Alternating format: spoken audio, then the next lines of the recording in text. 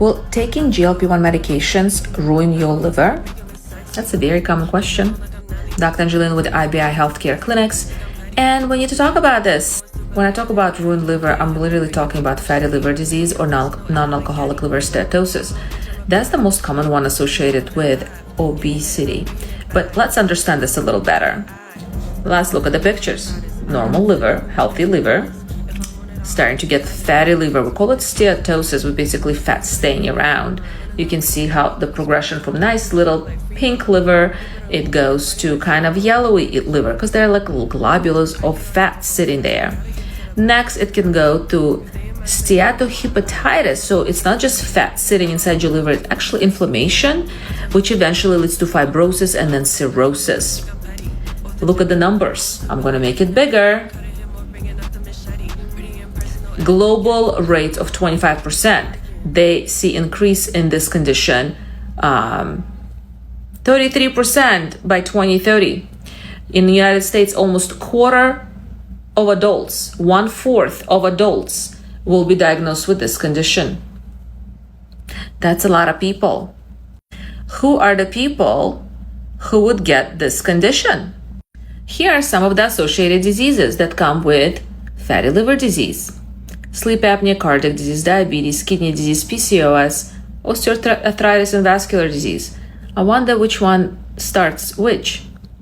So then we have to look at the numbers of what happens when we give these people GLP-1 medications such as Ozempic, Wegovy, semaglutide, tirzepatide, Mounjaro, Zepbound, or any other ones, because there'll be more coming out. So one of the first trials that looked at this was in 2016 with liraglutide, which is your Victoza and Saxenda. And it was a randomized trial. They were looking at histologic NASH resolution. So it's actually looking under microscope to look at histology, actual cells and how they look like when people took liraglutide. They also find out liraglutide was safe and led to NASH resolution. Fibrosis did not get worse. So it was a good proof of concept. Since, of course, we know GLP-1 medications do lower your fat in your liver and decrease inflammation, next trial was semaglutide and Wegovy.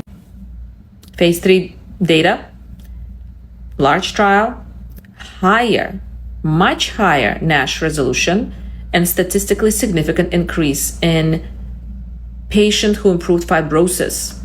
So there are different stages of fibrosis too. So 36% fibrosis improvement versus 24% in placebo at 72 weeks in trial. Next comes tirzepatide, which is your Mounjaro and Zepbound. GIP, GLP-1 dual agonist. In trials, phase 2-3 reporting, it produced high rates of NASH resolution and substantial proportions had fibrosis improvement at 52 weeks. Some reports showing more than 50% improvement in fibrosis.